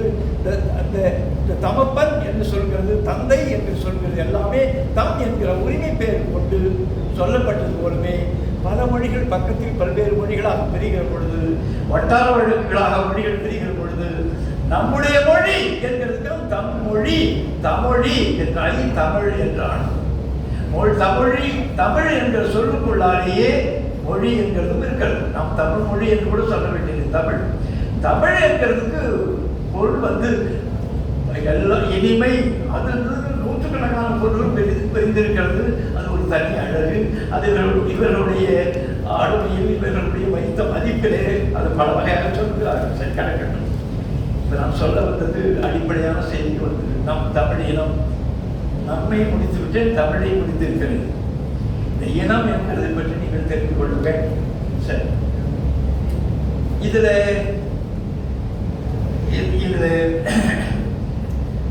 தமிழ் பல்கலைக்கழகத்திலே இருந்த செய்தியை பற்றி ஒரு கோடாக ஐயா தமிழ்மணி அவர்கள் அழகாக தொட்டுவிட்டு போனார். அது ஒரு தனி கதை. 25 ஆண்டுகள் இந்த குரங்குகளோடு மட்டுமல்ல, எனக்கு பாம்புகளோடு பழக்கம் உண்டு, கிரிகளோடு பழக்கம் உண்டு, மயில்களோடு பழக்கம் உண்டு. தனியாக அந்த 1000 குறுக்க நிலத்துக்கும் சொந்தக்காரனாக 25 ஆண்டுகள் அவர் உள்ளே கடந்தவர் தான். 25 ஆண்டு காலமாக ஒரு தவ முயற்சியை போல. தவம் என்கிறது எது தெரியுமா? கண்ணை மூடிக்கொண்டு எதை இறைவனை நோக்கி சொல்லுகிறது இல்லை. திருவள்ளுவர் சொல்கிறார், தவம் செய்வார் தம் கர்மம் செய்வார், மற்றவர் அவன் செய்வார் ஆசைப்பட்டு. தவம் செய்கிறது என்கிறது எது தெரியுமாடா? உனக்குன்னு ஒரு வேலை இருக்கிறது இல்லை, அதை தொடர்ந்து அதிலேயே தோய்ந்து மூழ்கி ஆய்ந்து கிடக்கை என்று சொல்கிறார். அதுதான் ஒரு தவ முயற்சியை என்னுடைய வாழ்க்கையிலேயே ஒரு 25 ஆண்டு காலம், ஒரு 4 நூற்றாண்டு காலத்தை அந்த பல்கலைக்கழகம் எனக்கு வழங்கியது. அதனுடைய நிலைகள் எல்லாம் பெரிய வரலாறு. அதை என்னுடைய இறுதி காலத்தில் எழுதுவேன். சார், அந்த அந்த அந்த அந்த பாம்புகளோடு பழக, பாம்புகளுடைய மனம் கூட எனக்கு தெரியும். எந்த பாம்பு நல்ல பாம்பு, எது சாலை பாம்பு, எது கட்டுவரியல் என்கிறது பாம்புடைய வாசனையை கூட அந்த 25 ஆண்டு காலத்தில் பல வகையிலே நான் உணர்ந்திருக்கிறேன். எனக்கு அதில் தெரியும். அந்த குரங்கு தான் எனக்கு வழிகாட்டினது. அது வந்து ஒரு கை இல்லாத குரங்கு. அது ஏதோ ஆள் தட்டுகிறார் என்கிறதுக்காக தட்டுகிறதே யாரோ தட்டுகிறார்கள் என்று எண்ணி பார்த்தா ஒரு குரங்கு, முதிய குரங்கு. இந்த முதிய குரங்கை ஆண் குரங்கை கடுவன் என்று சொல்வார். அப்படி ஒரு குரங்கு. அதுதான் இந்த இந்த இனம் என்ற சொல்லுக்கான வழியை காட்டியது. காட்டுறது இலக்கை முழுக்க இல்லை. அது அந்த தொடர்பாக இருக்கிற போரில் ஒரு கையை இழந்திருக்கிறது. அப்படி 2-3 குரங்குகள் உண்டு. அந்த குரங்கு ஏறத்தாலும் ஒரு 6 மாத காலம் என்னுடைய அறைக்கு வரும் ஒரு நட்பாக பழகினது. அது இயல்பாக நட்பாக பழகுவதை விட இந்த குரங்குகளோடு பழகலாம். அது அவ்வளவு நன்றியோடும் அன்போடும் இருக்கக்கூடியது. அதெல்லாம் தனி கதைகள் எல்லாம் தனி கதைகள். சரி, இதுல கொடு என்கிற பொருளே உள்ளம் இருக்கிறதை பிரித்து கொடு என்கிறதுனால அந்த என்கிறது பிரிவு கருத்திலே அந்த வேறு கிளம்புகள். என்றால் உள்ளம் இருக்கிறது எனக்கு பிரித்து கொடு. விலங்குகள் அதை உணவை பற்றி அவரோடு தின்கிற பொழுது கேட்கிறது என்ன என்றால் நீ அதை பிரித்து கொடு. இழுத்தல் என்பது அறுத்தல் என்கிற பொருள் என்பது இறைச்சி என்கிறது.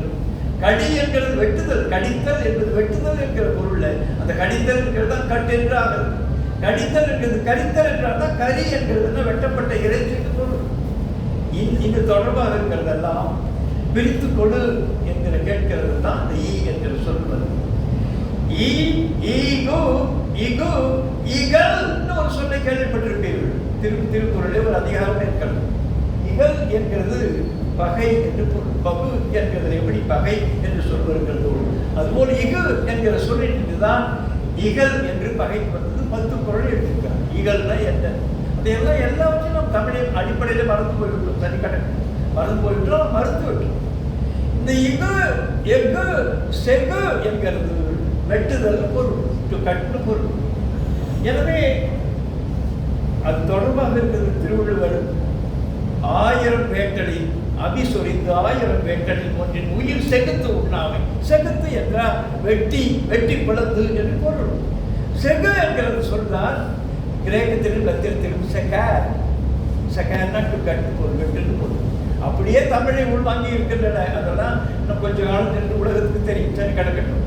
இந்த செக்கு என்கிற வடிவத்தில் இருந்தால் செக்ஷன் என்கிறது, செக்டார் என்கிறது, செக்மெண்ட் என்கிறது, அது தொடர்பாக இருக்கிற நூற்றுக்கணக்கான சொற்கள் அதில் வளர்ந்து கொண்டே போகுது. செக்கிள் என்கிற வடிவத்தினுடைய இன்னொரு பகுதி தான் சிக்கிள் என்று அறிவாளை சொல்கிற சொல்லலாம். அதனுடைய வடிவங்கள் ஒரு நூற்றுக்கணக்கிலே அதனுடைய கணக்குகள் இருக்கிறது. இந்த செக்கு என்கிறது வடிவத்தில் தான் செக்ஸ் என்றானது பிரிவு. பகல் என்கிறது பிரிவு, பகு என்ற பிரிவு, பகல் என்கிறது பிரிவு, பகல் என்கிறது பால் என்றானது, ஆண் பால் பெண் பால் என்கிறது போல செகு என்பது வெட்டுதல் பிரிவு என்கிற கருத்தில் தான் செக்ஸ் என்று வந்தது. இந்த கையை எண்ணிக்கொண்டிருந்த இந்த குரங்கு 1 2 3 4 5 முடித்ததும் அதிலிருந்து பிரிக்க வேண்டிய அந்த அறுபடுகிற இந்த இடத்துக்கு அரு என்று சொன்னது. இதைத்தான் அவன் செக்ஸ் என்று சொன்னான். அது செக்ஸ் என்கிறதுடைய அடுத்த படிநிலை தான். நீங்க ஆக்ஸ்போர்ட் அகலத்தில் 6 என்றால் செக்ஸ் என்கிறது, செக்ஸெட் என்கிறது அறுகோணம் என்று பொருள். அந்த செக்ஸ் என்கிறது செக்ஸ்டி என்கிறதா 16 ஆனது 60. இந்த 60 கொண்டு கொண்டாடுகிற வழக்கம் நமக்கு இருக்கிறது இல்லையா?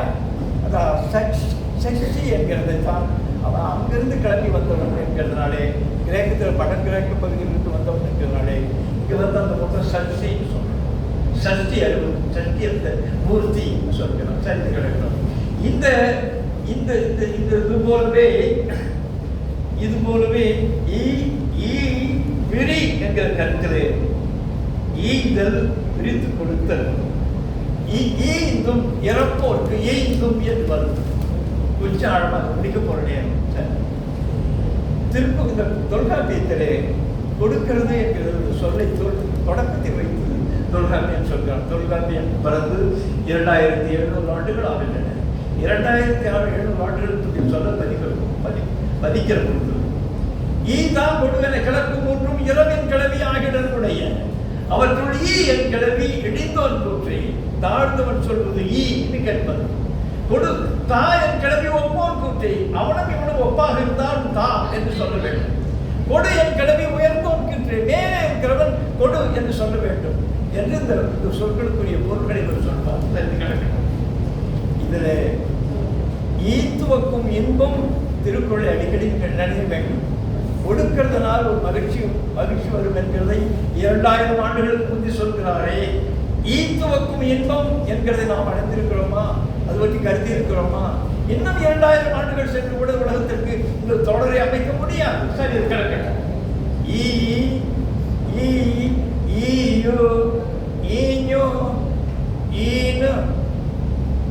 பிரி என்று பொருள். அப்படி ஒரு சொல்வது ஈணுதல் என்ற பிரித்தல் பொருள். இப்போ புயல் என்று மாறி வளங்குன்றிக்கால், புயல் என்பது நீரை மழையை குறித்த சொல். புயல் என்பது புயல் என்று புனல் என்று ஆனது.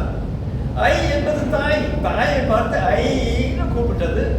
பிறகு ஆயின்னு கூப்பிட்டது. ஆயின்னு எல்லாரையும் கூப்பிடுகிற இந்த பண்பாட்டு மண்ணில் பெற்ற தாயை குறிக்கிறதுக்கு தா, இவதான் கொடுத்தவள் என்கிறது தா, ஆய் தாயின்னு சொல்றது. எல்லாரையும் தாய் தாய் தாயின்னு சொல்லுகிற பொழுது உண்மையாக பிறந்த உண்மையாக பெற்றெடுத்த அவளை நன்றாய் என்று சொல்றது. இந்த வழக்கெல்லாம் 2700 ஆண்டுகளுக்கு முந்திப்பதி நன்றாய் என்கிறது ஈன்றெடுத்த தாயின். இந்த ஈனு என்பது ஈன்ற பொழுதில் பெரிதுவக்கும் தன் மகனை சான்றோன் எனக்காள். ஈன்ற பொழுதுனா என்ன? பரிமேலழகன் ஒரு திருட்டு பையன் ஒரு பார்ப்பான் இருந்தார். அவன் தான் முதலாக நமக்கு கிடைத்திருக்கிற உரையாசிரியர். அவனுக்கு முந்தையும் ஆசிரியர் இருந்தார்கள், அவர் யார் என்று தெரியவில்லை. தருமன், தாமச்சன், நச்சன், மணக்கொடுவர் என்று சொல்லிட்டு மணக்கொடுவர் மட்டும் கிடைத்திருக்கிறது. அதில் ஈன்ற பொழுது என்கிறதுக்கு அவனுக்கு பரிமேலழகன் எழுதின உரையை பார்த்தது. ஈன்ற பொழுதுன்னா எந்த பொழுது, எந்த பொழுதுன்னு யாராவது வரையறை சொல்ல முடியுமா? நம்முடைய மண் வரையறுக்கிறது 4 அடியாரில் பதிவு இருக்கிறது. அந்த குழந்தை வெளியே வருகிற பொழுது அதுவரை அவள் படுகிற அந்த தாய் படுகிற அந்த தெய்வம் படுகிற துன்பம் இருக்கிறதே, அது சொல்ல முடியாது.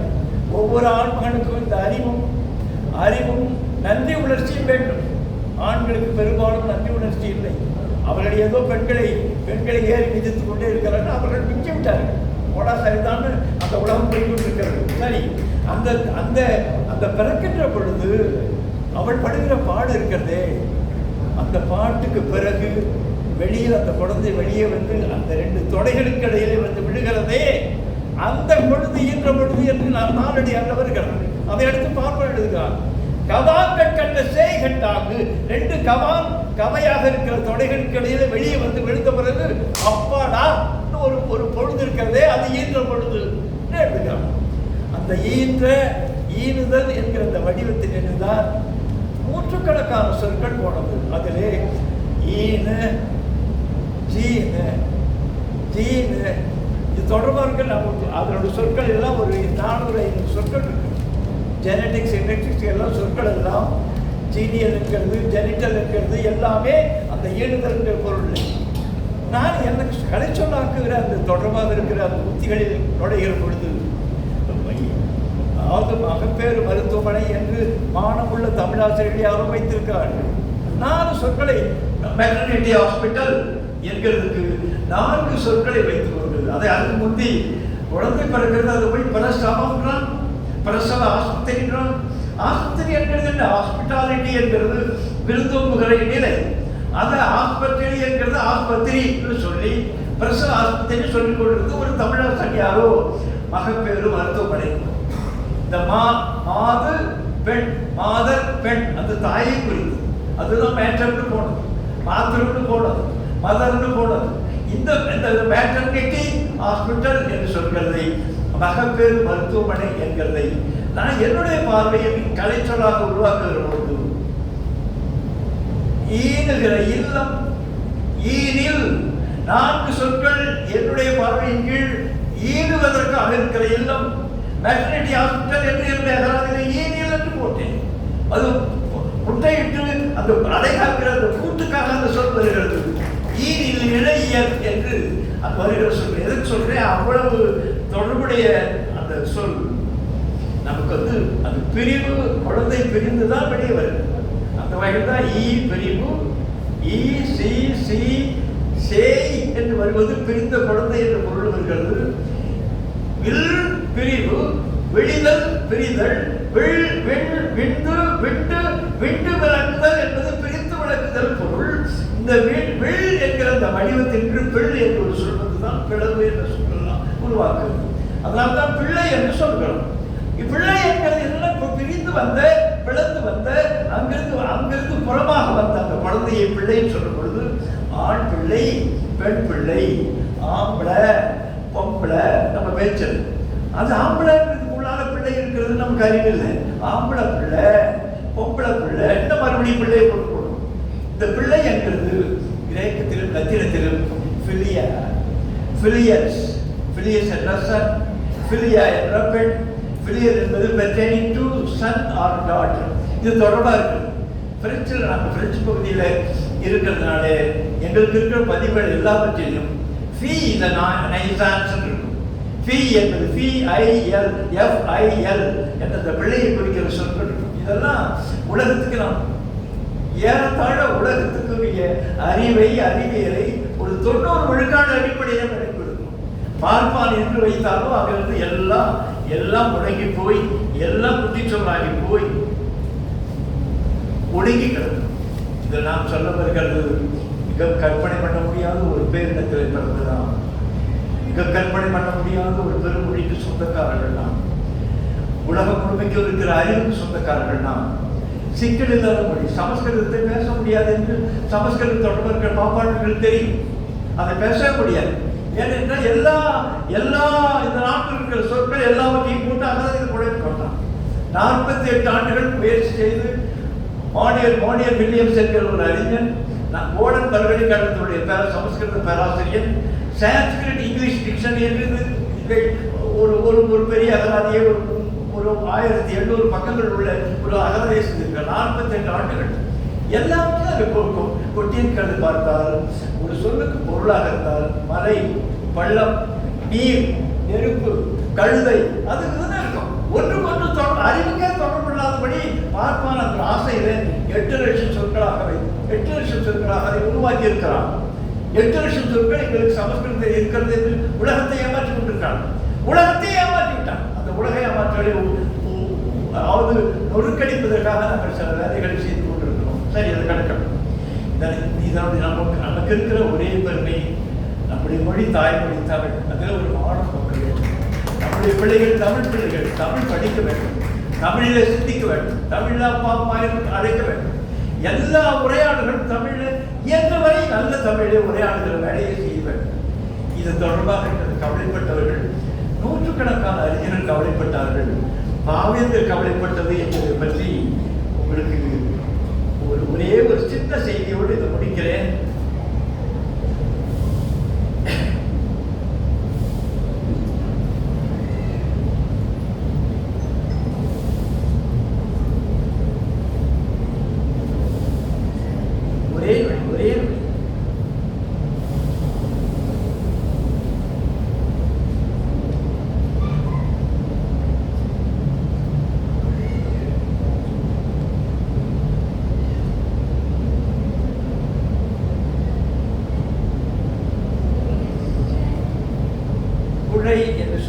உய் தொலை, உய் உயு குழு குழை என்று சொல்கிறது தான். குழை என்கிறது குழாய் என்கிறது, பைப்புக்காக இருக்கிறது.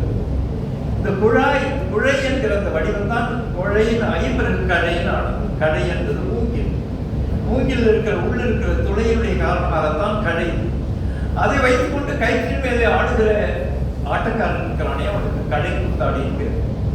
பாவேந்தர் எவ்வளவு பெரிய அறிஞர், எவ்வளவு பெரிய பாட்டு எழுதுவதில் வல்லவர் என்று எல்லாருக்கும் தெரியும். அவர் ஒரு பாட்டு எழுதுகிறார், கடை கூத்தாடி என்று.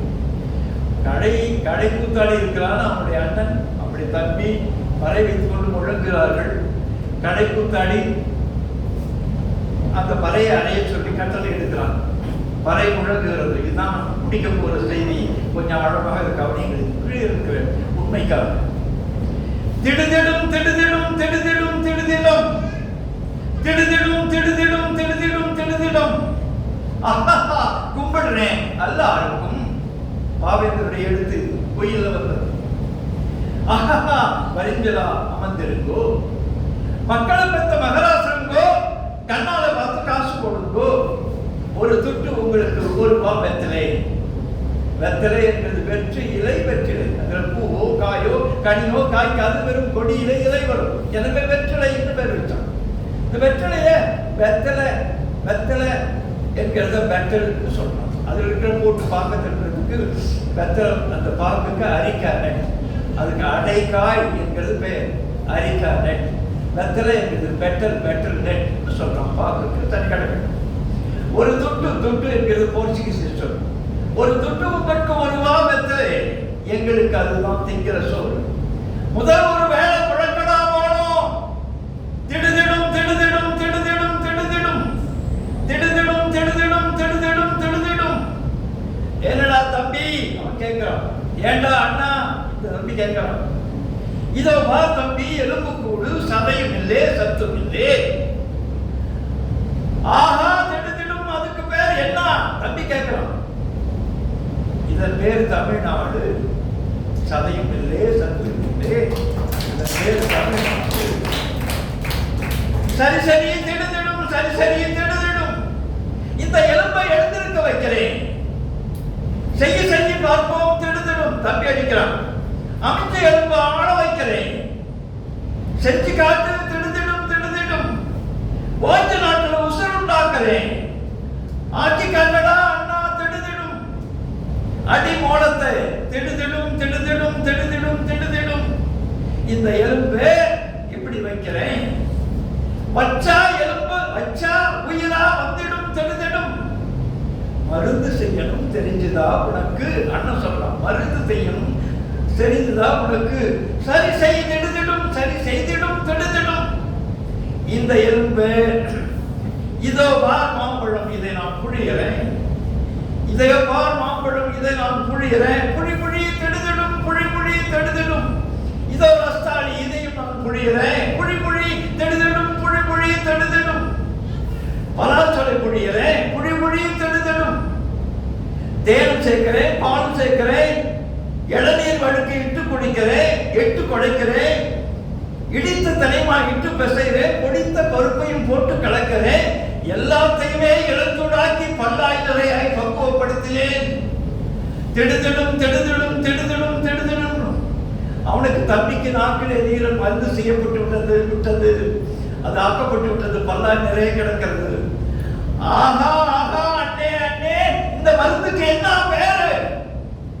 அண்ணன் விளை சொல்கிறான். உள்ளே தொட்டால் உசிரில் இனிக்கும் தெள்ளு தமிழ் தம்பி, தெள்ளு தமிழ். இதுதான் அந்த மருந்து. உள்ளே தொட்டால் உசிரில் இனிக்கும் தெள்ளு தமிழ் தம்பி, தெள்ளு தமிழ். இதுதான் இந்த மருந்தை எலும்பு கூட்டில் தடவுறேன் தம்பி, அடி மூலத்தை. திடுதிடும். அந்த தமிழ் என்கிற மருந்து தடவப்பட்ட உடனே அந்த எலும்பு எழுத்து நிற்கிறது, அது ஆடத் தொடங்குகிறது. அதை அண்ணன் சொல்கிறார். திடுதிடும். அடி முளைச்சதும் செறித்தது பாரடா செந்தமிழ் கூடு, விரிந்தது பாரடா அடித்தனம் நாடு, பாடுது பாரடா பைந்தமை நாடு. ஒழிச்சு பார்த்து முறுக்குது வீசிகை, எதிரி மேலே எண்ணம் கொள்ளுது, சொத்தை காக்க கத்தியை தூக்குது, தமிழில் நினைத்த தமிழ்நாடு பாத்தியா, தமிழில் நினைத்த தமிழ்நாடு பாத்தியா, ஆடுது பாத்தியா அழகு நாடு, தாய்மாரே தகப்புமாரே மாயமில்லே மந்திரமில்லே கருத்து வேணும், நம் வருத்தம் தீங்க தேடணும் வழியே என்று பாவேந்தர் சொல்கிறார். இனத்தையும் மொழியும் தமிழகத்தில் சமர்க்க வேண்டும். சமஸ்கிருதத்தை மதிக்காமல், சமஸ்கிருதத்தை பின்படுத்தாமல், ஆங்கிலத்தின் மீதும் கவனம் செலுத்தாமல் நம்முடைய தமிழ் உணர்வை வளர்த்தெடுக்கிற பொழுதுதான் நாம் மாணவர்களாக மாறுவோம். நம்முடைய இனம் மீண்டும் வளரும். நம்முடைய அருமையான நம்முடைய குருதியில் பிறந்த குழந்தைகளுடைய எதிர்காலத்தை நாம் பழடிக்க கூடாது. வணக்கம், நன்றி. மயிலை சீனி வேங்கட